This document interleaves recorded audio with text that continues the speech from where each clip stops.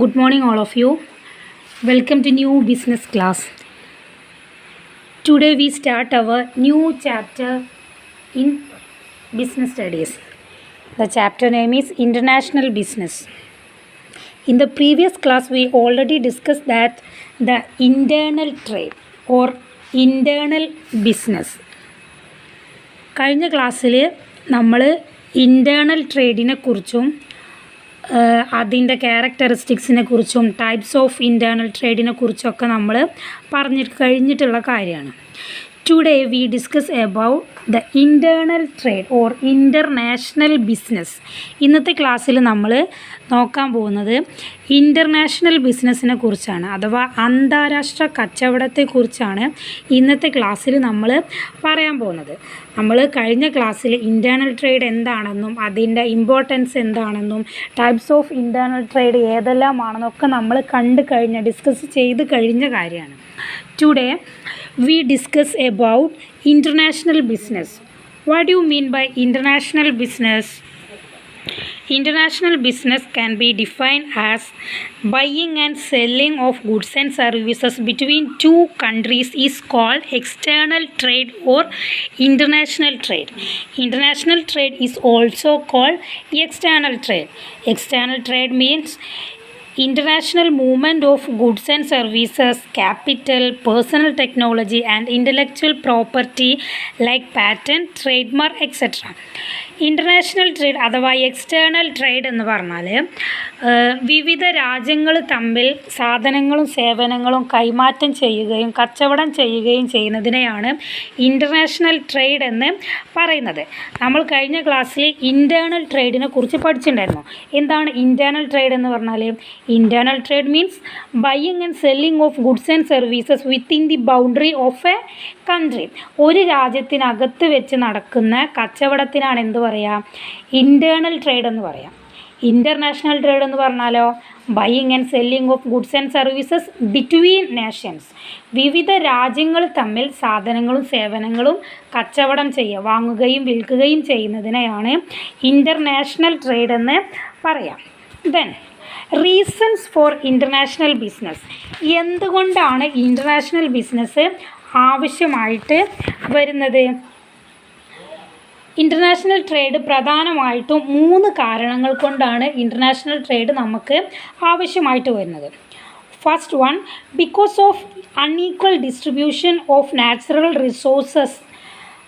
നമുക്കറിയാം ഓരോ രാജ്യങ്ങളിലും അവൈലബിൾ ആയിട്ടുള്ള നാച്ചുറൽ റിസോഴ്സസ് വ്യത്യസ്തമാണ്. അപ്പോൾ ഏതൊരു രാജ്യത്തും ആ രാജ്യത്തിനകത്ത് അവൈലബിൾ ആയിട്ടുള്ള നാച്ചുറൽ റിസോഴ്സസ് അഥവാ റോ മെറ്റീരിയൽസ് ഉപയോഗിച്ചിട്ടാണ് അവിടെ പ്രൊഡക്ഷൻ നടത്താനായിട്ട് കഴിയുള്ളൂ. അപ്പോൾ ഇന്ത്യയെ സംബന്ധിച്ചിടത്തോളം ഇന്ത്യക്ക് ലഭ്യമല്ലാത്ത പല നാച്ചുറൽ റിസോഴ്സസും ഉണ്ടാകും. അതിൽ ഏറ്റവും പ്രധാനപ്പെട്ടതാണ് എന്ത്?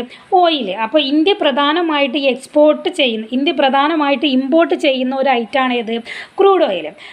വാഹനങ്ങൾക്കൊക്കെ നമുക്ക് ഏറ്റവും അത്യാവശ്യമായിട്ട് വരുന്ന ഒരു കാര്യമാണ് എന്ത്? പെട്രോളിയം പ്രോഡക്റ്റും അതുപോലെ തന്നെ പെട്രോളും. അപ്പോൾ ഈ പെട്രോളിയം എന്ന് പറയുന്നത് ഇന്ത്യ ഇറക്കുമതി ചെയ്യുന്ന ഒരു പ്രോഡക്റ്റാണ്. അതെന്തുകൊണ്ടാണ് ഇന്ത്യക്ക് ഈ പെട്രോള് ഇറക്കുമതി ചെയ്യേണ്ടതായിട്ട് വരുന്നത്? ഇന്ത്യയുടെ നാച്ചുറൽ റിസോഴ്സസിലെ പെട്രോളിയത്തിൻ്റെ ലഭ്യത വളരെ കുറവാണ്. ഇന്ത്യക്കാർക്ക് ആവശ്യമായിട്ടുള്ള പെട്രോളിയം പ്രോഡക്ട്സും പെട്രോളിയം ഒന്നും ഇന്ത്യയിൽ അവൈലബിൾ അല്ല. So that's why India is depend other nations for petrol. India പെട്രോളിന് വേണ്ടിയിട്ട് മറ്റ് രാജ്യങ്ങളെ ഡിപ്പെൻഡ് ചെയ്യുന്നുണ്ട്. അപ്പോൾ ഈ ഇൻ്റർനാഷണൽ ട്രേഡ് അത്യാവശ്യമായിട്ട് വരുന്നതിൻ്റെ ഏറ്റവും പ്രധാനപ്പെട്ട കാരണമാണ് എന്ത്? Unequal distribution of natural resources. Then second point, labour productivity and production cost different among nation due to various socio economic geographical and political reason. അവിടെ ഓരോ രാജ്യത്തും ഉള്ള ആളുകളുടെ ലേബർ പ്രൊഡക്ടിവിറ്റിയും അതുപോലെ തന്നെ പ്രൊഡക്ഷൻ കോസ്റ്റും വ്യത്യസ്തമായിരിക്കും. ഇപ്പോൾ ഇന്ത്യയിൽ പ്രൊഡ്യൂസ് ചെയ്യുന്ന ഒരു വസ്തു അത് ഇന്ത്യക്കാർക്ക് പ്രൊഡ്യൂസ് ചെയ്യുക എന്നുള്ളത് വളരെ ലാഭകരമായിട്ട് ഇന്ത്യയിൽ പ്രൊഡക്ഷൻ നടത്താനായിട്ട് കഴിയും. പക്ഷേ ഇന്ത്യയിൽ പ്രൊഡ്യൂസ് ചെയ്യുന്ന അതേ പ്രോഡക്റ്റ് അമേരിക്കക്കാർക്ക് പ്രൊഡ്യൂസ് ചെയ്യണമെന്നുണ്ടെങ്കിൽ അത് അവരെ സംബന്ധിച്ചിടത്തോളം വളരെ ഡിഫിക്കൽട്ടായിട്ട് വരും. അതുകൊണ്ട് അമേരിക്ക എന്ത് ചെയ്യും, ഇന്ത്യ ലോ കോസ്റ്റിൽ പ്രൊഡ്യൂസ് ചെയ്യുന്ന ആ പ്രോഡക്റ്റ് ഇന്ത്യയുടെ കയ്യിൽ നിന്ന് അമേരിക്ക വാങ്ങിക്കും. അതുപോലെ തന്നെ പല എൻജിൻ പ്രോഡക്റ്റുകളും അതുപോലെ തന്നെ ഇലക്ട്രോണിക് പ്രോഡക്റ്റുകളൊക്കെ അമേരിക്കയിൽ വളരെ ചീപ്പ് റേറ്റിൽ പ്രൊഡ്യൂസ് ചെയ്യാൻ അമേരിക്കക്ക് കഴിയും. അപ്പോൾ ഇന്ത്യക്കാരെന്ത് ചെയ്യും, അമേരിക്ക ചീപ്പ് റേറ്റിൽ പ്രൊഡ്യൂസ് ചെയ്യുന്ന സാധനങ്ങൾ ഇന്ത്യ വാങ്ങിക്കും. അപ്പോൾ അമേരിക്ക പ്രൊഡ്യൂസ് ചെയ്യുന്ന അതേ വസ്തു ഇന്ത്യക്കാർ 1,00,000 രൂപയ്ക്ക് അമേരിക്ക പ്രൊഡ്യൂസ് ചെയ്യുന്ന ഏതെങ്കിലും ഒരു ഇലക്ട്രോണിക് ഡിവൈസ് അത് ഇന്ത്യയിൽ പ്രൊഡ്യൂസ് ചെയ്യണമെന്നുണ്ടെങ്കിൽ ഒരു 8,00,000 രൂപ ചിലവ് വരും. അത് ഇന്ത്യക്കാരെ സംബന്ധിച്ചിടത്തോളം എന്താണ്, അവർക്ക് നഷ്ടമാണ്. അപ്പോൾ ഇന്ത്യ എന്ത് ചെയ്യും, ആ അമേരിക്കക്കാർ 1,00,000 രൂപയ്ക്ക് പ്രൊഡ്യൂസ് ചെയ്ത വസ്തു അവരുടെ കയ്യിൽ നിന്ന് 2,00,000 രൂപ കൊടുത്തിട്ട് ഇന്ത്യക്കാർ വാങ്ങും. അപ്പോൾ അത് ആർക്ക് ലാഭമാണ്, അമേരിക്കക്കാർക്കും ലാഭമാണ്, ഇന്ത്യക്കാർക്കും ലാഭമാണ്. അതെന്തുകൊണ്ടാണ് അങ്ങനെ ഇന്ത്യക്ക് വാങ്ങിക്കേണ്ട ആവശ്യം വരുന്നത്, അതേ പ്രോഡക്റ്റ് ഇന്ത്യയിൽ പ്രൊഡ്യൂസ് ചെയ്യുമ്പോൾ ഇന്ത്യക്കാരുടെ പ്രൊഡക്ഷൻ കോസ്റ്റ് വളരെ കൂടുതലും ലേബർ പ്രൊഡക്ടിവിറ്റി വളരെ കുറവുമായിരിക്കും. അതുകൊണ്ടാണ് ഇൻ്റർനാഷണൽ ട്രേഡ് ആവശ്യമായിട്ട് വരുന്നത്. Then the third point, availability of various factors of production such as labour, capital and raw materials differ from different nation.